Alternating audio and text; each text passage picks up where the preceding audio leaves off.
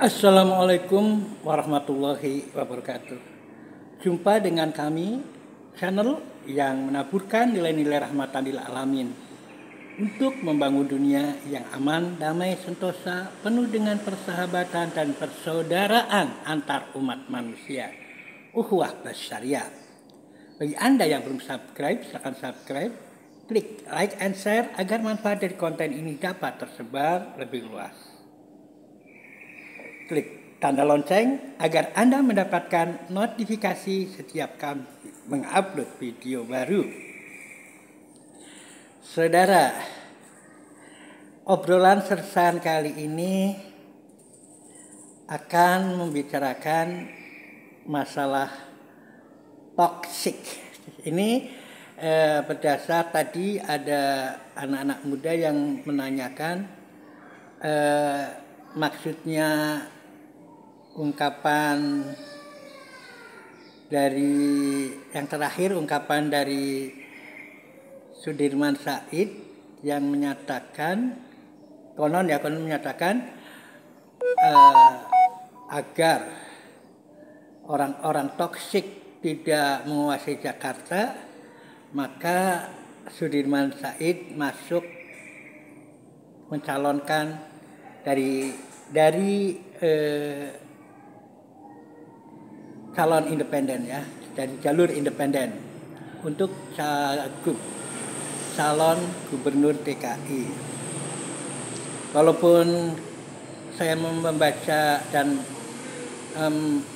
mendengarkan bahwa ada perubahan, yakni ternyata Sudirman Said tidak jadi mencalonkan, tetapi niatan bahwa maju menjadi cagup untuk menghambat atau untuk meniadakan orang-orang toksik di Jakarta itu satu hal yang mulia ya. Wajar saja karena walaupun Sudirman Said lahir di Brebes, tetapi sudah berpuluh-puluh tahun di Jakarta. Kalau seingat saya, selepas dari SMA di SMA 1 Brebes, beliau ke STAN ya, diterima di STAN dan kuliah, artinya sudah 40 tahun lebih ya, 40 tahun lebih berada di sana. Jadi wajar saja merasa handar beni ya, merasa handar beni sehingga ingin bagaimana menjadikan Jakarta itu bebas dari toksik.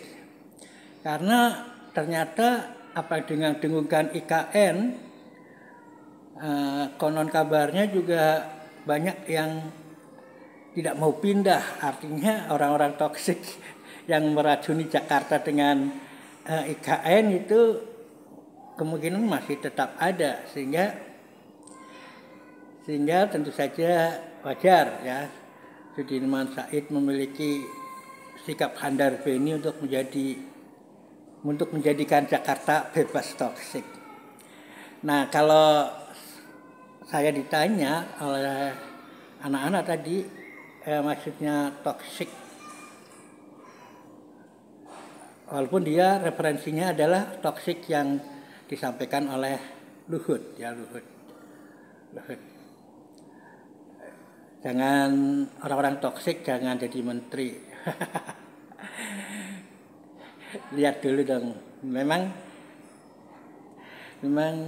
mestinya memang kita harus lihat sebelum bicara. Seperti nasihat Ebit ya. Lihatlah ke dalam sebelum bicara. Masih adakah debu yang melekat? Masih adakah debu yang melekat? Ya, jadi saya jelasin kepada anak-anak tadi kalau yang namanya toksik itu karena saya background kedokteran hewan, jadi saya mengerti toksik itu kaitannya dengan toksikologi, ilmu tentang racun. Jadi toksik itu racun ya, racun. Jadi jangan ada racun di antara kita. Ya, jangan ada yang menjadi racun untuk kehidupan kita. Nah, ini biasanya kalau yang dibicarakan orang-orang politik, Luhut misalnya, nah kita bisa mempertanyakan, atau yang bicara Luhut tentu saja yang dimaksud racun bagi Luhut adalah orang-orang yang bisa menghambat kedikdayaannya, menghambat kekuasaannya, dan sebagainya. Dan itu tentu saja orang-orang itu adalah orang-orang perubahan, ya, orang-orang perubahan itu dianggap toksik. Jadi orang-orang perubahan itu dianggap toksik bagi mereka yang mencintai kemapanan, ya, mencintai status quo. Nah itu ya. Nah, bagaimana kalau yang bicara Sudirman Said? Nah, tentu saja yang dimaksud dengan Sudirman Said, orang-orang toksik adalah orang-orang yang meracuni rakyat itu untuk tetap menjadi status quo, untuk tidak mau berubah, untuk tidak melakukan sebuah langkah di mana kita semakin baik. Karena kalau hari ini tidak semakin baik dari kemarin, kita orang lalai. Dan kalau hari ini lebih jelek dari hari kemarin adalah orang yang sangat merugi. Nah ini tentu saja paradigmanya jadi berbeda, karena paradigma dari Sudirman Said itu terkait dengan apa yang diajarkan dalam agamanya Sudirman Said dalam Islam, ya, karena memang Sudirman Said orang Islam. Teman saya satu SMA itu orang Islam karena memang sejak dulu orang Islam. Ya, jadi akan menuju ke perbaikan, tidak mau status quo. Sedangkan bagi Luhut tentu saja berbeda. Nah, dia ingin paling tidak kekuasaannya tidak tergoyahkan, mempertahankan status quo. Karena dengan status quo itu dia memperoleh berbagai macam keuntungan. Salah satunya yang fakta yang terungkap adalah masuknya